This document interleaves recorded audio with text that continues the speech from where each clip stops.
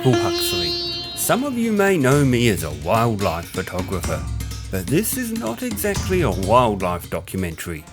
This is a story about two mates on an epic adventure across one of the most dazzling, extraordinary, and sometimes bewildering countries on Earth, India.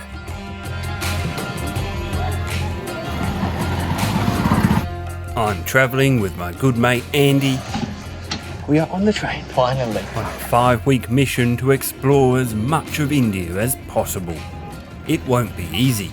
In fact, sometimes it will be bloody difficult, even perilous. But I guarantee it will be worth it.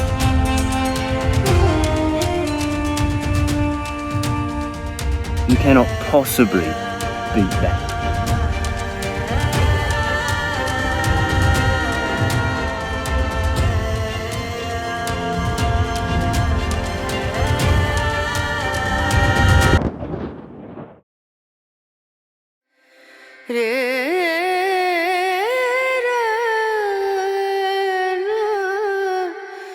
The journey begins in the far south of India, in the city of Mysuru.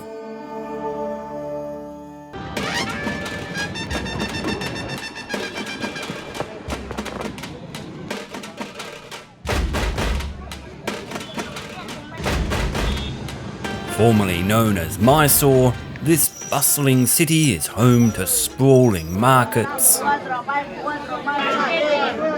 and perhaps most famously the Mysore Palace, which is the most visited site in India after the Taj Mahal. But for us, Mysuru is a launch pad from where the real adventure begins. We plan to travel north by train to the sprawling World Heritage ruins of Hampi.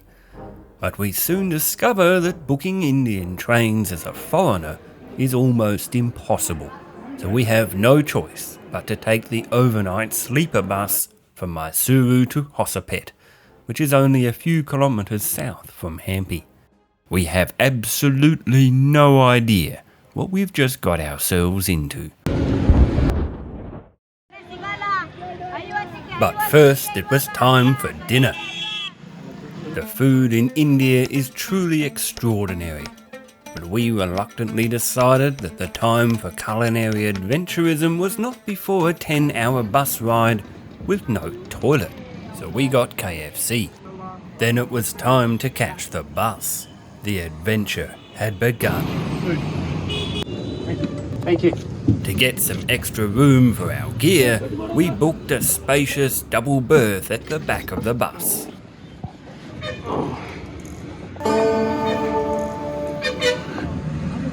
So this is where we are for the rest of the night on a 10-hour journey all the way to Hampi on the end of the night bus. We soon realised that the back of the bus is the worst possible place to be. The bouncing was so bad, it felt as if the road was one continuous pothole. Little did we know, this would not be our last sleeper bus. By the time we arrived, it was 4 a.m. Suffering from sleep deprivation and a persistent sense of bouncing, we book into the most luxurious hotel we can find. It was a hell of a journey, but we made it. We made it. The problem is, it's 5 kilometres away, and at 4 a.m. the streets here are nearly deserted. So we start walking. What was we drove into last night?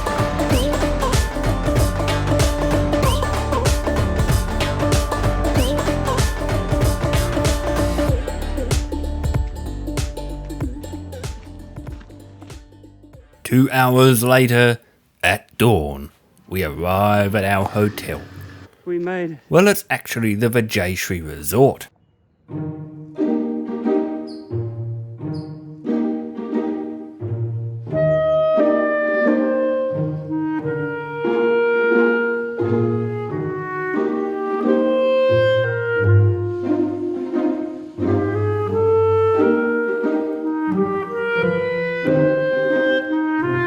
can't relax yet. We learn that paying for things as a foreigner here is harder than we thought. The adventure continues. Our international cards won't be accepted by the hotel, so we've got to go and withdraw some cash from an ATM down the road. Should be somewhere along here.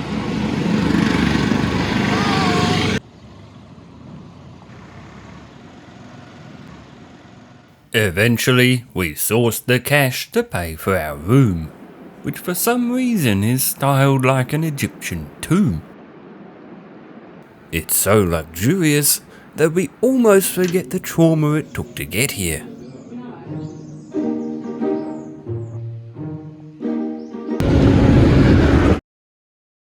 Almost.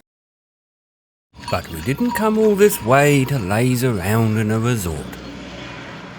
Hampi is famous for its World Heritage ruins, but to get there, we need to take our first rickshaw.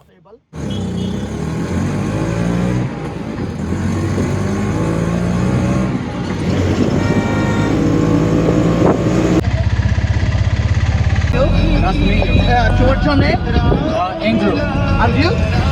Michael. Michael, nice to meet you. Nice to meet you too. He can't understand driver. Understand what Don't I'm worry. speaking.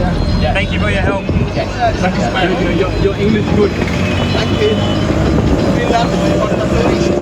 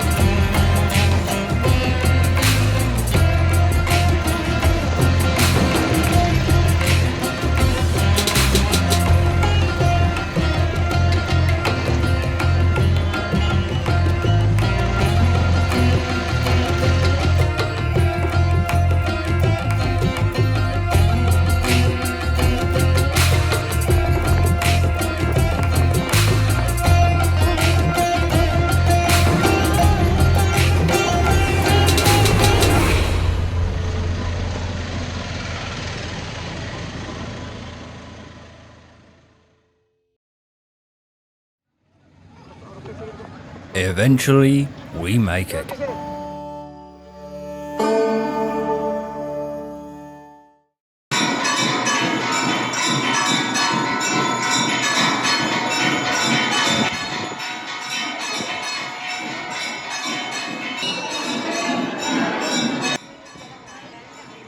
Over 1,000 structures from the ancient Vijayanagara Empire are spread over a 4,000 hectare World Heritage Site. There are royal bathhouses, immense stables for elephants, and a limitless array of temples and ornate carvings.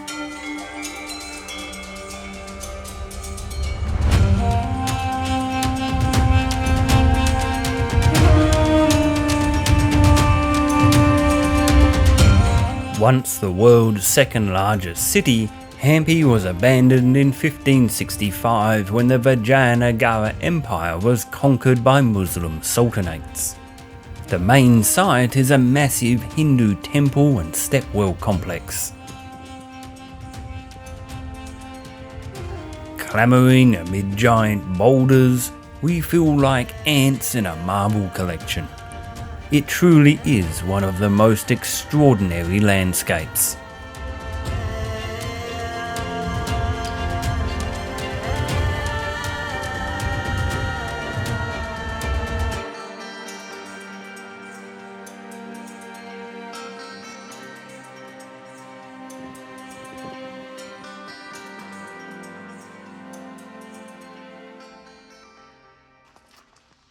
Away from the main draw cards, the landscape is refreshingly deserted.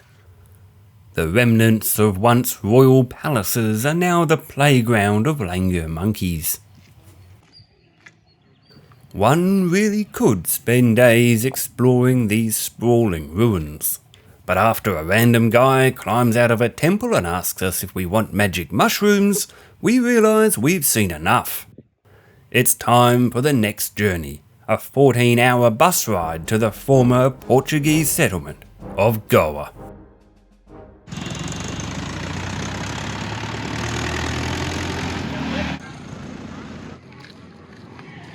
The bus is scheduled to leave Hospet at 8 p.m. To get there, it's a long walk and a rickshaw ride.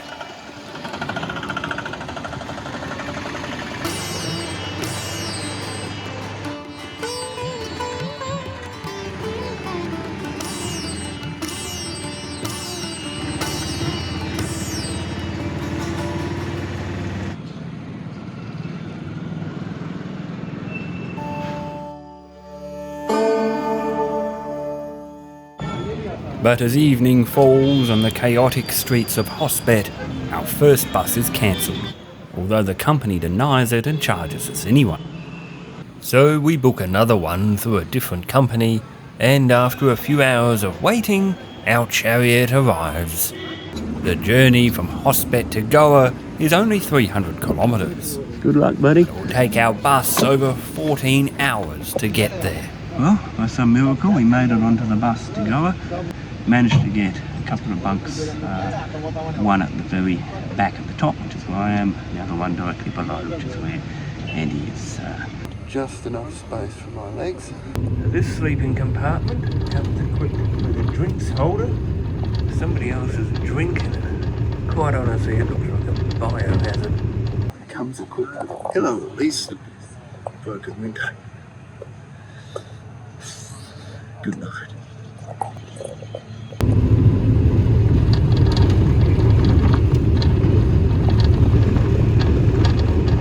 Down below, Andy wasn't faring much better. In the early hours of the morning, he awoke to a random dude sitting on his feet. 14 hours later, Andy, myself, and the biohazard bottle arrive in Goa, traumatised but alive. We made it. Just.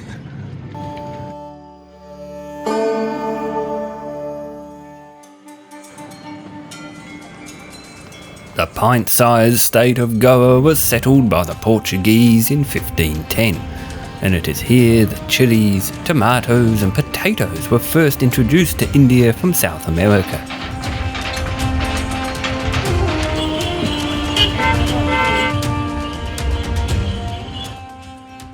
The Portuguese ruled Goa until 1961, and the old city is littered with colonial-era architecture.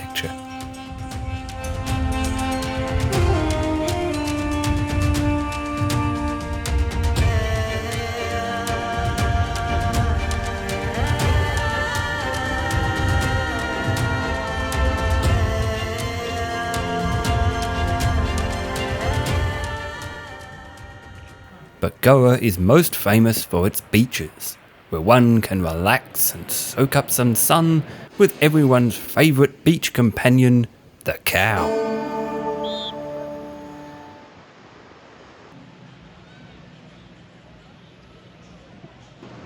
It doesn't take us long to realise that Goa is where most tourists come to party and drink far too much beer. So we decide it's time to move on. The plan is to head northeast to one of the most remarkable sites in all of India, the Ellora Caves near Aurangabad. Since we still can't book trains, we must settle for the 18-hour bus ride. But this time we've done our homework and booked what is by all accounts a luxury bus. So it's time to get out of Goa, and we're waiting now at the bus terminal, waiting for our apparently very fancy bus. But with the traffic gridlocked, it's going to be a long wait.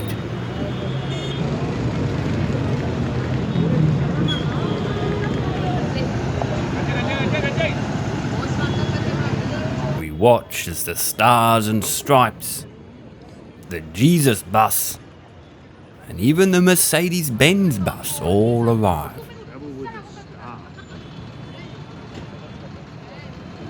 But ours is still stuck in traffic. Eventually, our luxurious purple chariot arrives, and it's glorious. Purple grand.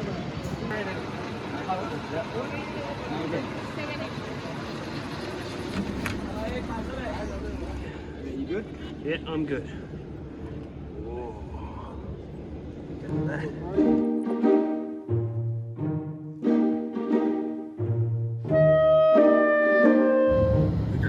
To this. For the first time, a sleeper bus actually lives up to its name. It seems that we have mastered the buses. After 18 hours, we arrive in Aurangabad. We made it.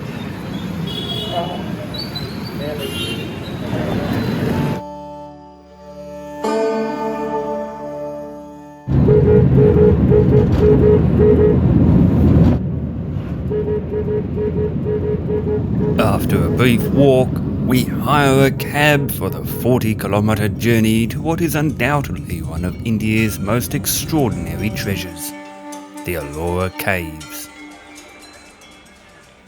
At a glance, this might look like any other ancient temple. But this colossal monument was not built from the ground up. Instead, over 200,000 tons of stone were hewn from the cliff face with hammers and chisels, leaving behind a structure composed of one continuous piece of stone. The fact that this feat was achieved over 1,200 years ago is mind-boggling.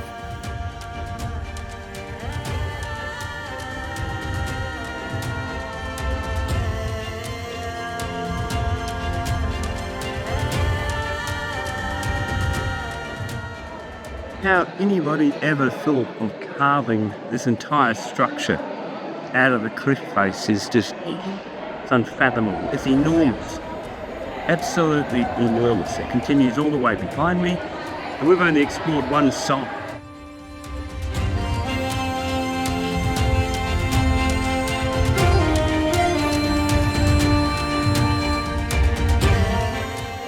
Apparently it took over 150 years and 7,000 workers to accomplish all the carving.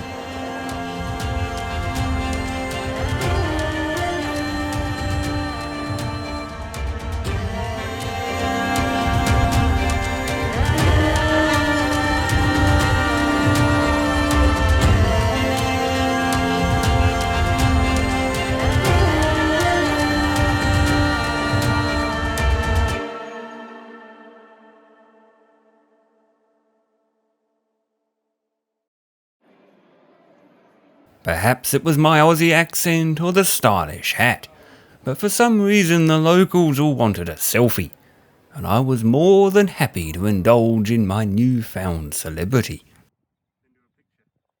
At least I was more popular than this guy.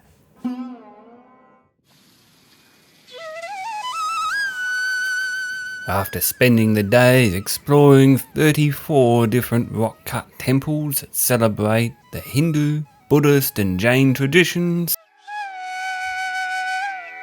we decided it was time to move on. Our plan is to head northwest to the city of Ahmedabad, where the desert expanse is a surprising haven for wildlife. And so we soon found ourselves at another bus stop. And inevitably on another bus. Alright, have fun underneath there. I'll see you later, buddy. Alright, buddy. Good luck.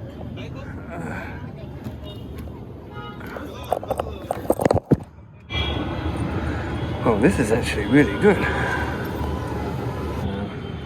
Comes with a pillow, charging socket, and Andy has just told me that the air vent is less mouldy than the last one, so that's got to be good. That's got to be good. Well, I never thought I'd say it, but I actually think we're getting used to the buses. I actually slept on the last one, which is unbelievable.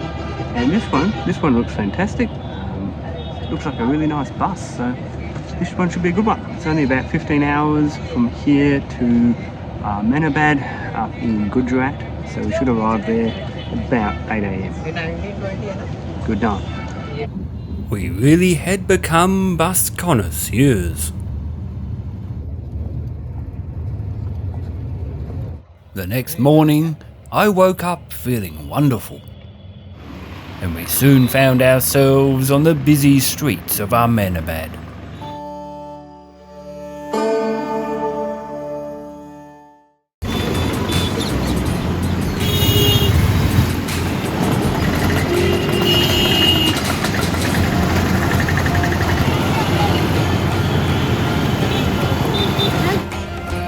Founded in 1411 by Sultan Ahmed Shah, Ahmedabad is a rapidly expanding economic powerhouse.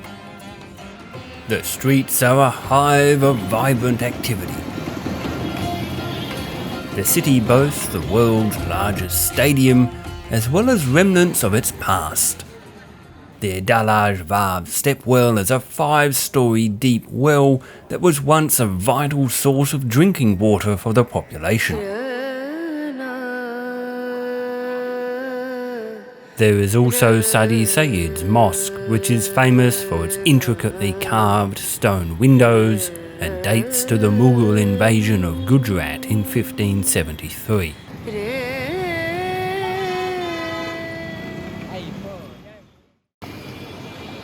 But our time admiring Ahmedabad was over. Take your car to the spa.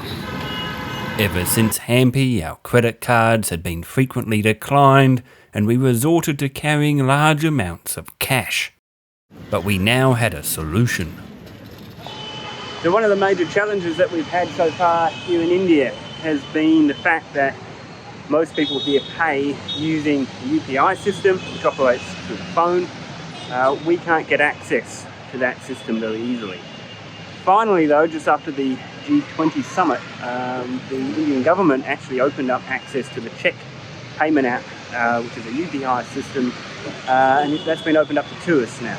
So hopefully today we'll finally be able to finalise our access to UPI, and with that we'll be able to pay for anything just using our phone. We won't have to worry about our cards getting declined, which is happening all the time here, and we also won't have to carry large amounts of cash everywhere we go. So that will make life 1,000 times easier. So let's see how we go. Fine, look at that.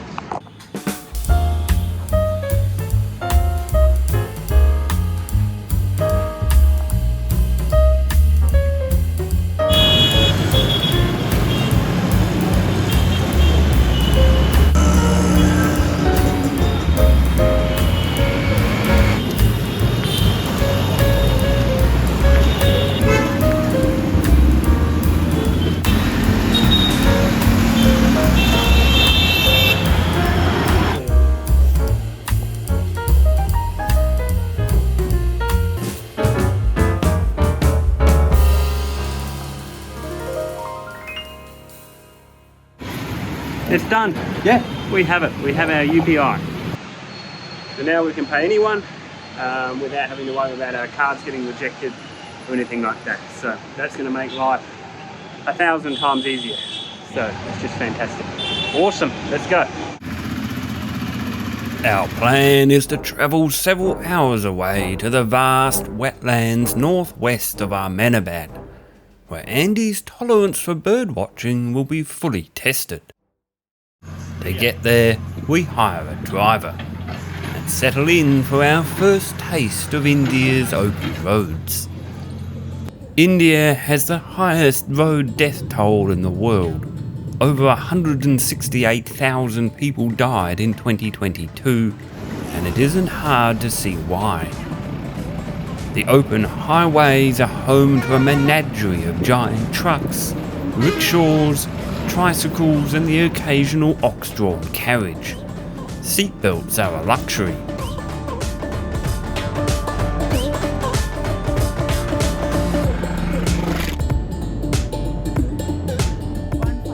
Then of course there were cows, which seemingly hold all their important gatherings as close to the bitumen as possible.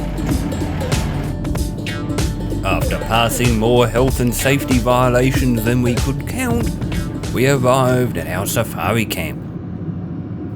In fact, it's the Royal Safari Camp, which will surely wash away our bus trauma. In fact, the shower was so large we could have washed the bus itself. The next morning, we hire a guide and set out in a Mahindra Jeep.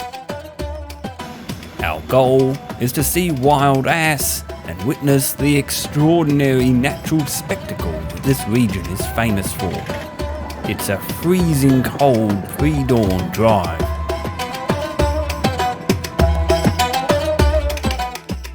As we thaw out, the first rays of light pierce the early morning mist, creating a mysterious landscape as the wildlife emerges into the new day.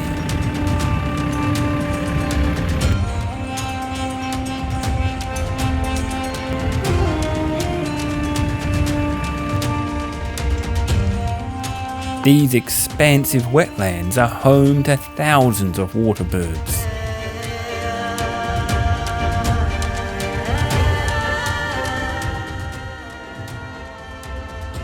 There is more bird life here than I have ever seen before. The sky and water are bursting with life. Bar-headed geese, one of the highest flying birds on Earth, must travel over the Himalayas on their migration to get here. All this excitement meant Andy spent a good while looking at this. And this.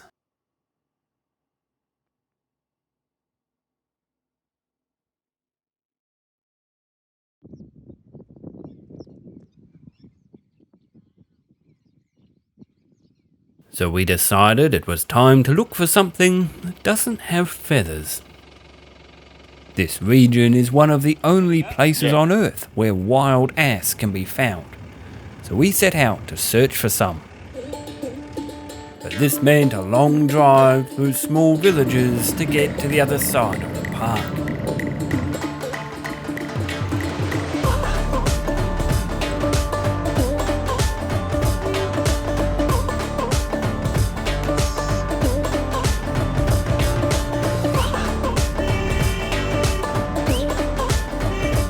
Finally, we were on the hunt for the herd, but they could be anywhere in this vast expanse.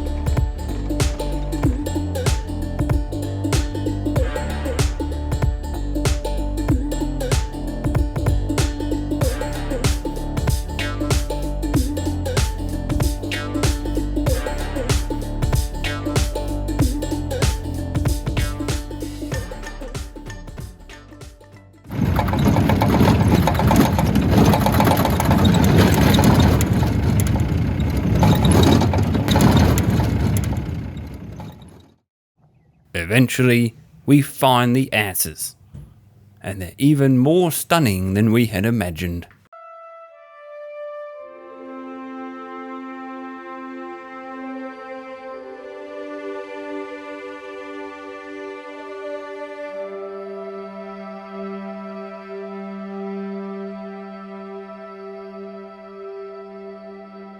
By this point, Andy had decided that he is definitely not a birdwatcher. And since this is not a wildlife documentary, it was time to move on. And it was just in time as a biblical swarm of mosquitoes descended on our location.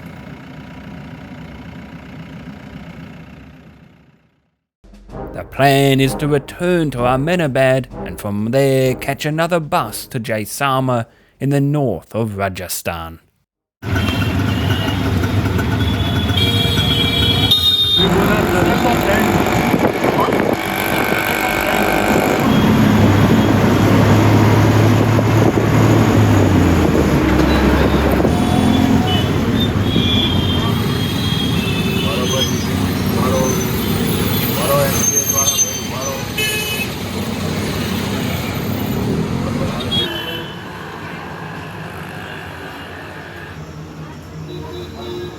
back in Ahmedabad, night has fallen and we're waiting for a bus. Again.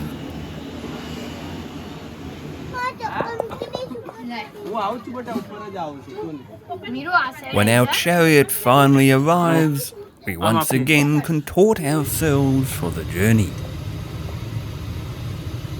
It's got its own sliding door. Haven't had that before. Kind of like being in an aquarium. I've got my own little breathing hole at the top. If I fart in here, I die, but other than that, it's great. Clean. What more can you ask for? Some hours later, we arrived at our destination.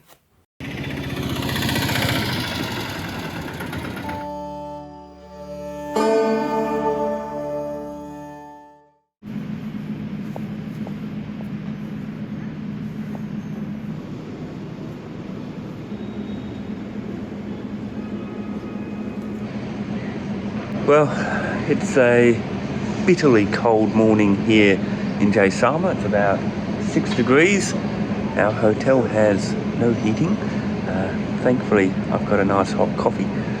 And it's incredibly foggy. The fort behind me is completely shrouded in fog.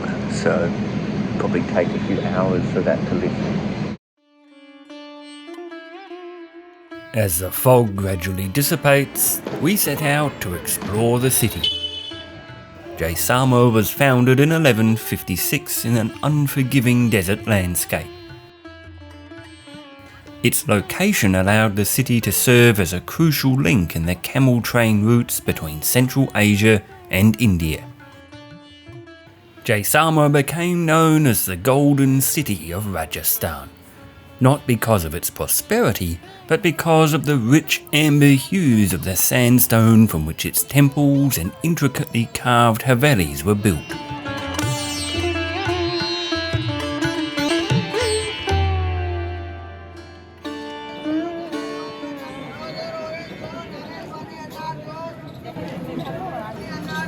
Today, the eclectic markets sell just about anything. Sometimes it seems that the cows, goats and street dogs almost outnumber the people. They certainly get right of way.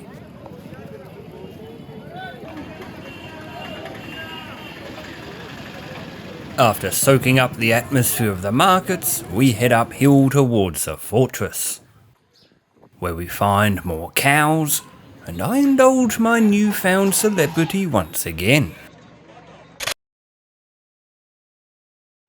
Eventually, we escape the selfie sticks and reach the fortress itself, which was the focus of numerous battles over the centuries and is still home to over 3,000 people.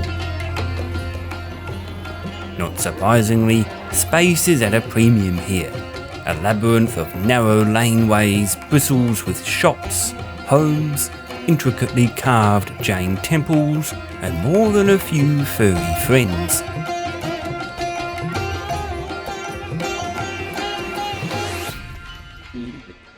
Of course, it wouldn't be India without cows.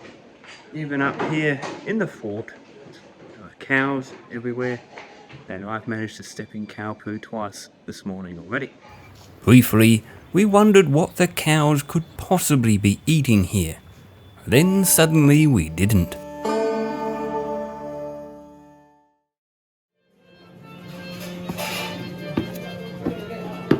One benefit of building a fort on top of a hill is the view, and in this case it doesn't disappoint.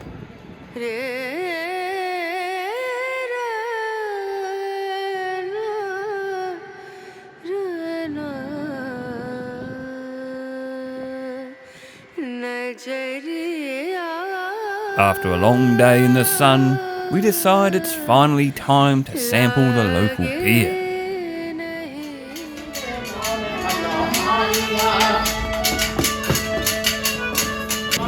How big is that, man? Oh, 650. 650 mils. Cheers.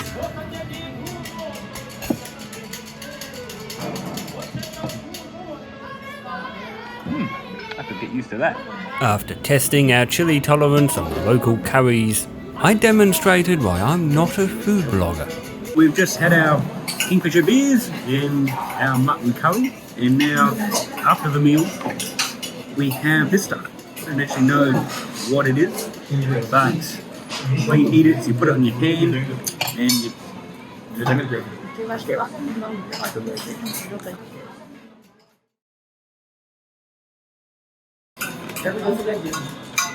what it does is it completely refreshes your palate, gets rid of any lingering heat from the curry. It's just a really nice way of finishing the meal. Something that we've only started doing now that we've reached Rajasthan. Quite nice. Yeah.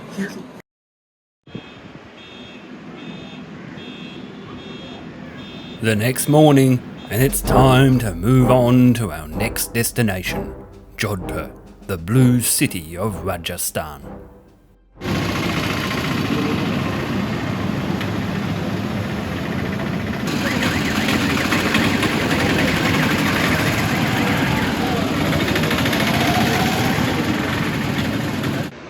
So we're waiting for our 5-hour bus trip to Jodhpur.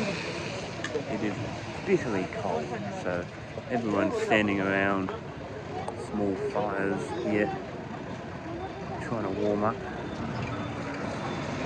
Wow. Freezing, absolutely freezing.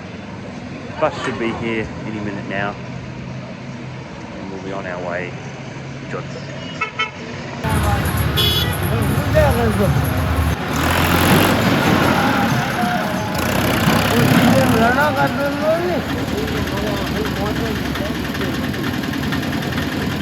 Bus has arrived.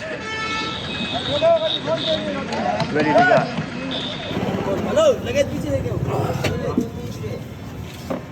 Feel good? 20 and 21.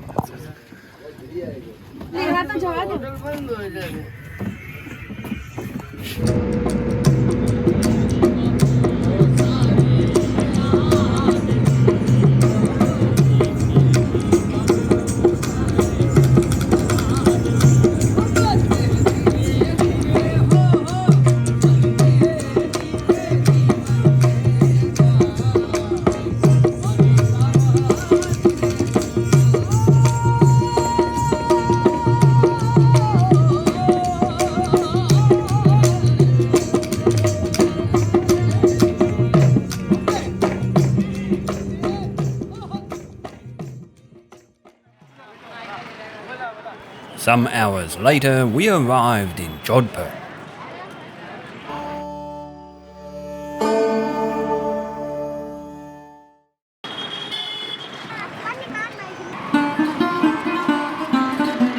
This bustling desert city was established in the mid-15th century, situated on a vital trade route in the protective shadow of Mehranga, one of the most magnificent fortresses in India. The 7-storey deep stepwell in the middle of town is an architectural and engineering marvel in its own right. Once a vital source of water in an inhospitable desert known as the Land of Death, it is now a sanctuary for fish and a backdrop on Instagram. But why is Jodhpur called the Blue City? To find out, we consulted a giant map, embraced celebrity, and went for a walk. Eventually, after finding a vantage point, we got our answer. Painting houses blue here goes back over 4 generations. The colour blue is associated with Lord Shiva and is believed to ward off evil spirits.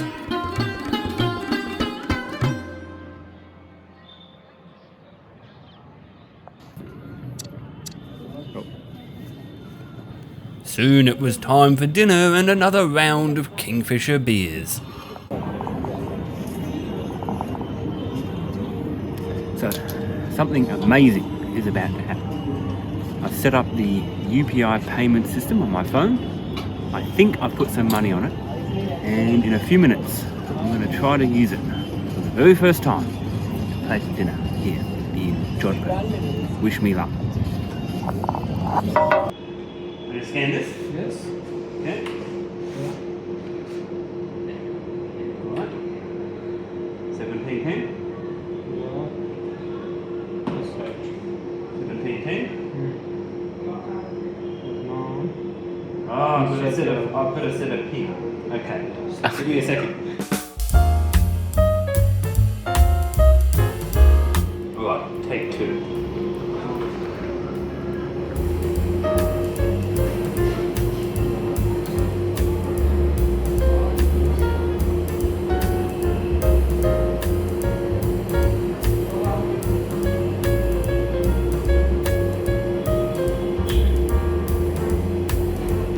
I just did it!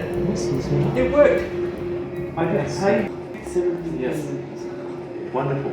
Success! Yeah.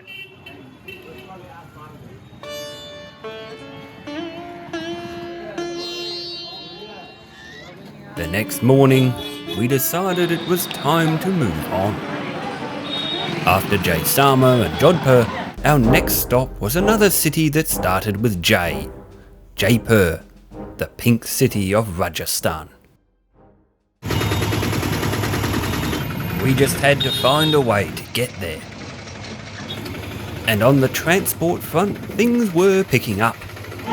We are about to get on our first proper train in India. A very helpful gentleman at our hotel who was able to secure us some train tickets. This is going to be good. No more buses.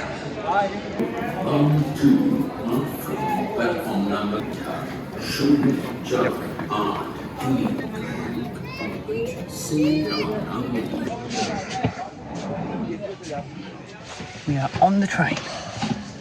We are on the train. Finally. No bus. No bouncing. Ooh. This is gonna be good. Yeah. We did it. It's a 6-hour train ride and soon day turned to night.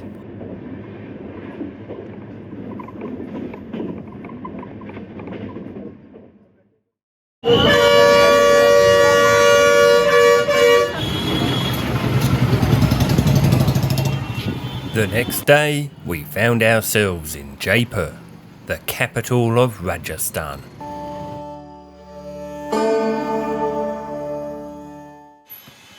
Just like the other Rajasthani cities, this one is filled with eclectic bazaars, cows, and wonderful architecture.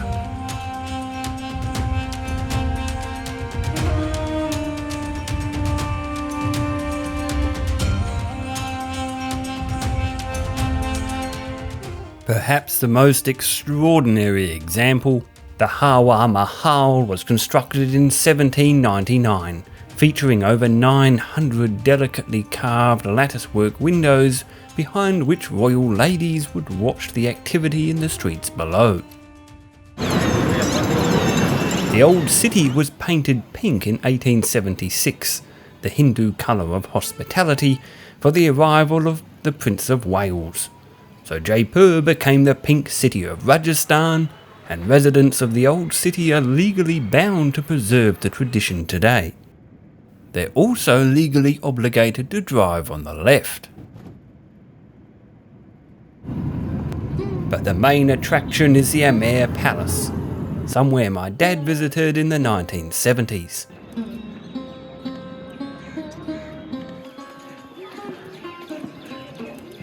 Well, we have arrived at the Amber Palace. It's a rather foggy morning. It'll be foggy like this for the next few days, but it only adds to the atmosphere. What a sight. Wow.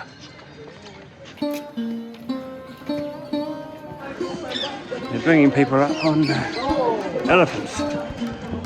Rather interesting sight. Elephants shit everywhere. behind the fortress walls lie courtyards and a vast palace complex which is just as spectacular as those at Jaisalmer and Jodhpur.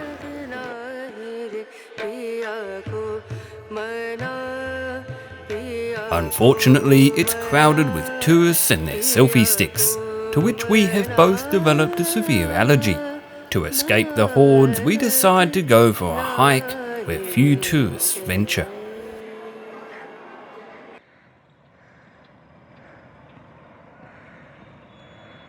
So behind me is where we came from, it's the Amber Fort.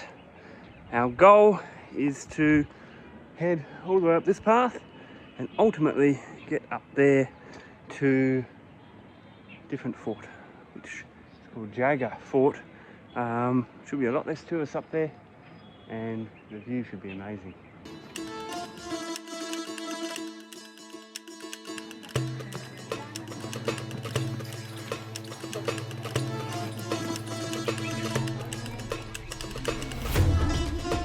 After hiking to the entrance, we realised why this fortress was never captured. An invading army would either die from exhaustion or be scared away by the world's largest wheeled cannon. With a 30-kilometre range, it required a hefty 100 kilos of gunpowder to fire. If invaders had made it this far, they surely would have been impressed by the view. Far below, the Amer Fort beckons through the fog. The misty ridgelines are punctuated by the battlements of a time long past.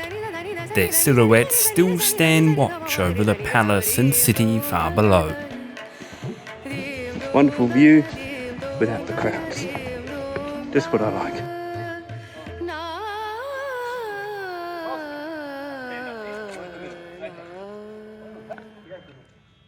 Reassured that I hadn't lost my celebrity appeal, we headed back to the hotel in Jaipur, where we realised that something strange had happened. Anyway, we came back here and to our hotel and we've just spoken to some people. It turns out that the entire mobile data service in Rajasthan has been shut down by the government until 5 o'clock today because there are exams on in schools. So they just shut down the internet.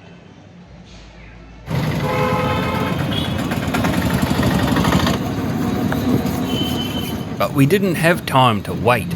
We had been given a phone number for a mysterious saviour who could apparently score us train tickets for the next leg of our journey to Agra, home of the Taj Mahal.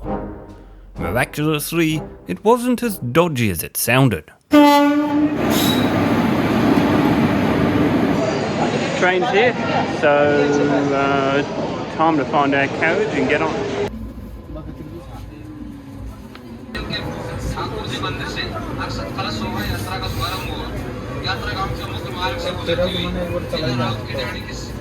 The journey to Agra took over 7 hours.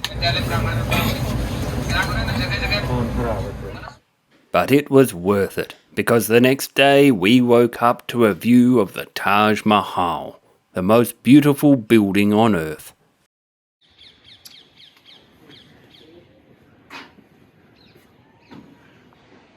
Well, we are on top of the best viewing point for the Taj Mahal, apart from actually being there. It's over there, somewhere, in the fog. So good thing we didn't actually try to get in there earlier this morning. We would have seen nothing.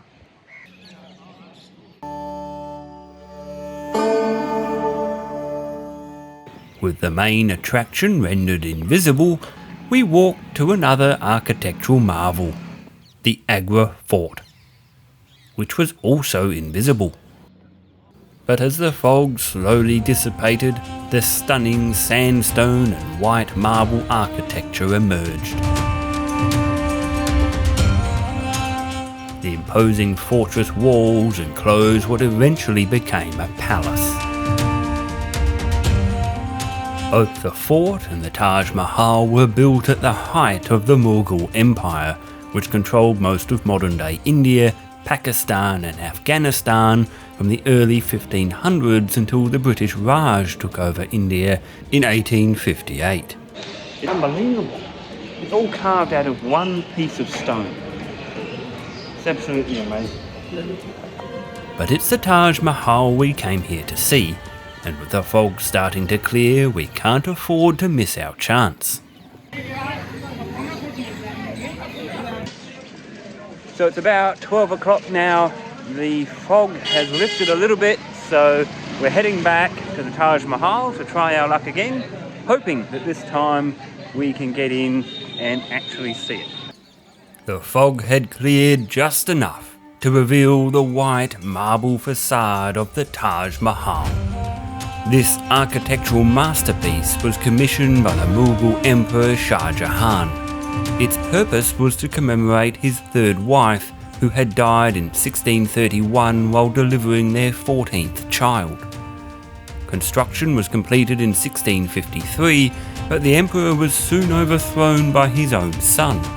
He died a prisoner in the Agra fort and was buried beside his wife beneath the Taj Mahal. Not only is the structure composed of incredibly hard marble, but it is also inlaid with precious and semi-precious stone to create intricate geometric and floral designs. So it's the world's most beautiful building. I think they're right. But with tourists now swarming like ants, we decided it was time to move on. The plan is to catch the 9:40 p.m. train and head southeast to Khajuraho. But the Indian Transport Network has other ideas. So we were meant to be on a train heading from Agra to Khajuraho, which was supposed to leave at 9:30 tonight, but it's been delayed initially by about 6 hours and now by at least 10 hours. So we don't actually expect to be on our train until early in the morning. There's just so much fog around Delhi and Agra at the moment that the trains just can't run at their normal schedule. So there's massive delays in all of these overnight trains because of the fog, effectively. The next morning we place our bowels in serious jeopardy and wait for an update. So we're still here in Agra. It's 11 a.m. There's still no sign of our train. It's delayed now by over 14 hours. 14-hour delay is longer than the entire train journey that we were meant to be taking. So we were actually supposed to be in Khajuraho already, but we're still in Agra. The problem is that there's just far too much fog, too much mist.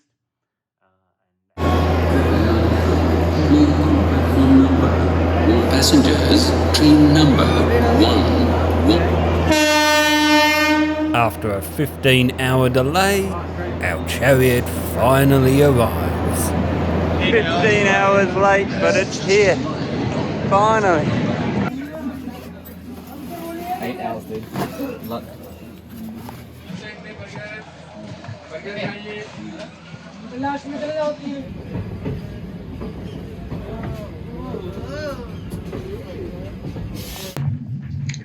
Well, I managed to climb up to the top bunk. So, down there is Andy underneath. We seem to be moving at a snail's pace. But we're on the train, we're on our way, and hopefully we'll be in Khajuraho by 8 or 9 o'clock tonight.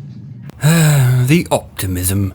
It was after 1 a.m. before we eventually trundled into our destination, the notably clean city of Khajuraho.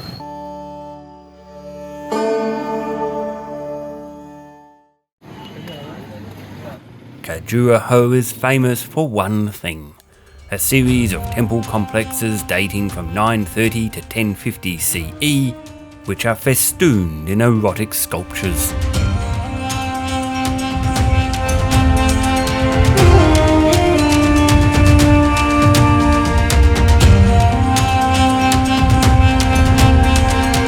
craftsmanship is so exquisite, so lifelike, that the figures look as if they could jump out of the stone at any moment.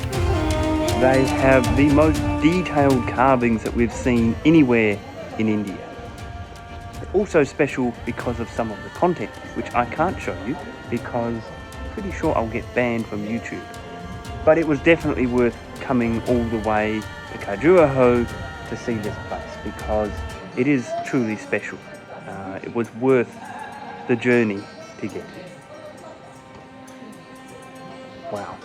One could easily spend days entranced by the landscape and artwork. But having already lost a day to train delays, we need to move on. Our plan is to head southeast to the mighty Ganges River and the most holy city in Hinduism, Varanasi. After careful consideration, we decided that we'd tortured ourselves enough. The train delays were hopeless, and there was no way in hell we were getting back on another bus. That left one option. Our first domestic flight in India. Let's see how it goes. We had avoided flying because I expected my backpack stuffed with camera gear would be oversized for a domestic flight. But the baggage police never materialised, so after a blissful hour in the air, we arrived here.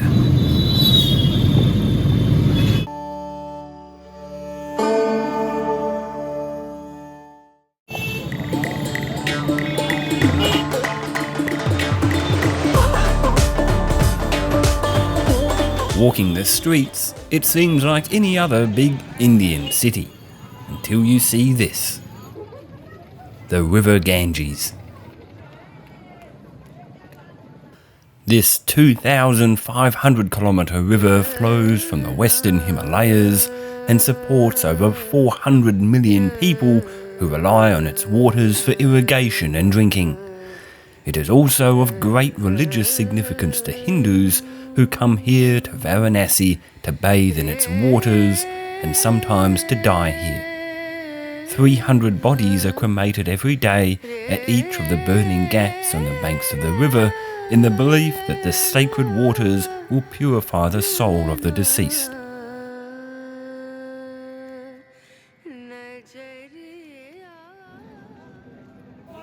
Away from the river, Varanasi's street markets are brimming with fresh fruit and vegetables, as well as flower garlands for the innumerable Hindu temples. Despite the city having existed here since 1200 BCE, most of the buildings are no more than a few hundred years old. The city was largely destroyed by the Afghans and later the Mughals in around 1300. The next day, we've arranged for a boatman to take us upriver to witness the dawn ritual. It's a little more precarious than it sounds. The Ganges might be sacred, but it's also heavily polluted. The level of bacteria arising from human waste is 100 times greater than the government's own safe levels. We reluctantly declined to swim.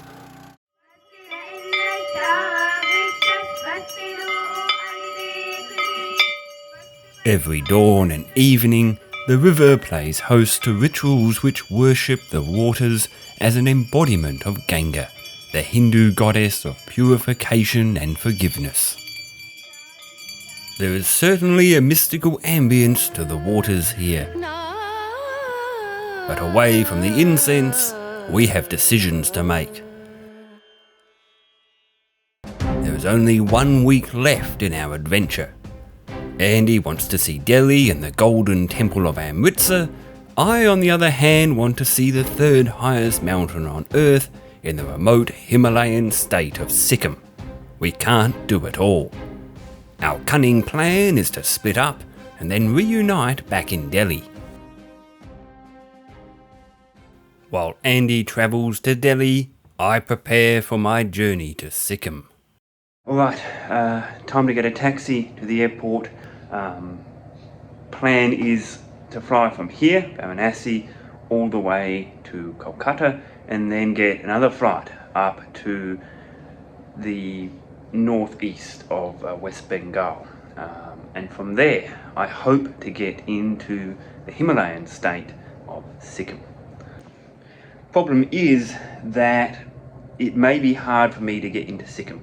As a foreigner, I need a permit, and I actually don't have some of the passport photos that I apparently need to get that permit. So I'm not sure if I'm going to be able to get it. If I can't get it, plan B is to head up to Darjeeling. I have absolutely no idea what I've just got myself into.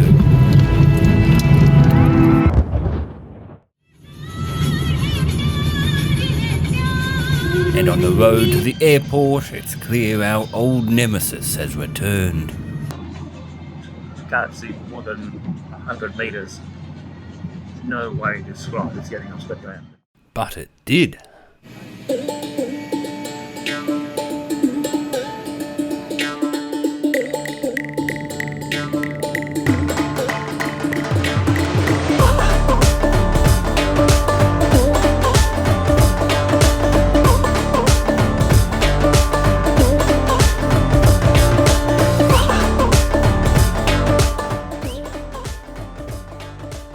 By the time I reach Siliguri, it's night time, and the streets are jammed with traffic.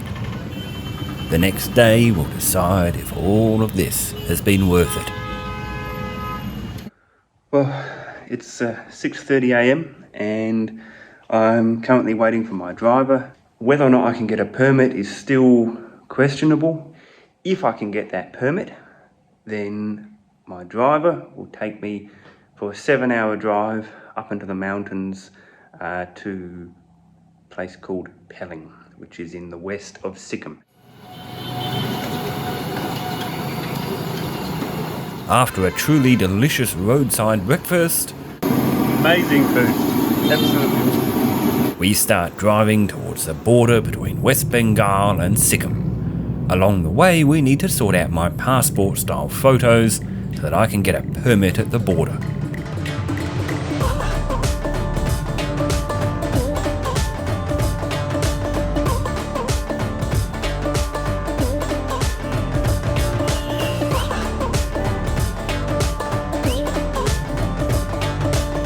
It soon becomes clear that I'm not going to get there with clean underwear.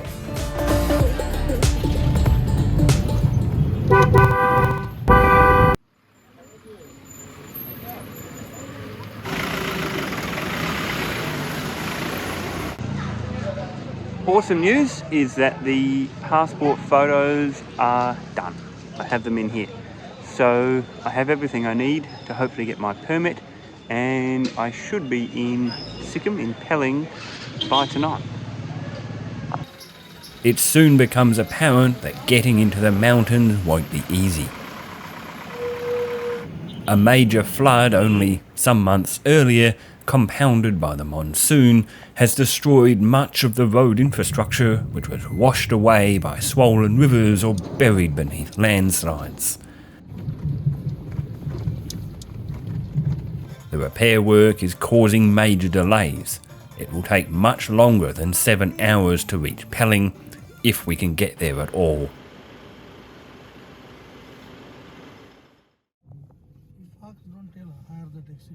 Eventually we make it to the border crossing at Rangpo, where I need to get my permit. Excuse me, you take this and go to number 4, okay?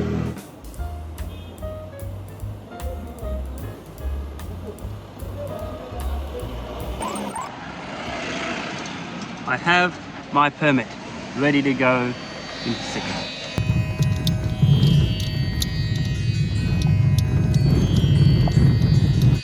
Sikkim remained a largely independent kingdom until 1975, when it was incorporated into the Indian state. It remains relatively sparsely populated and is known for its natural beauty and extraordinary giant Hindu and Buddhist statues. But access to foreigners is restricted, especially close to the border regions, which is why I needed my permit. And as we climb ever higher, Sikkim starts to reveal its magic. But after 8 hours of driving, we are still nowhere near Pelling. The road conditions are only worsening. It seems that here, the humble hatchback is blessed with an all-terrain capability that would make a Land Cruiser jealous. And there is little room for error. Only feet away, the road surface plunges perilously into the valley below. In these conditions, it will take hours to reach Pelling. We are losing the race against the light.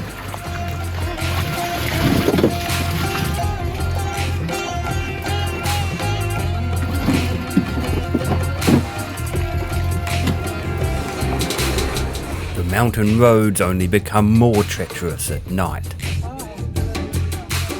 We push on.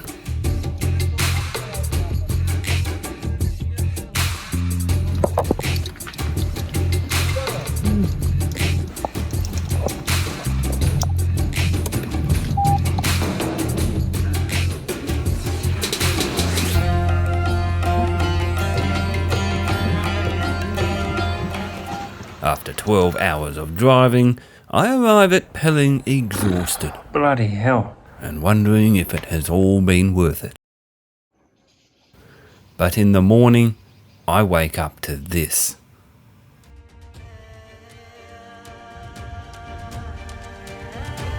Kanchenjunga, the third highest mountain on Earth, dominates the horizon.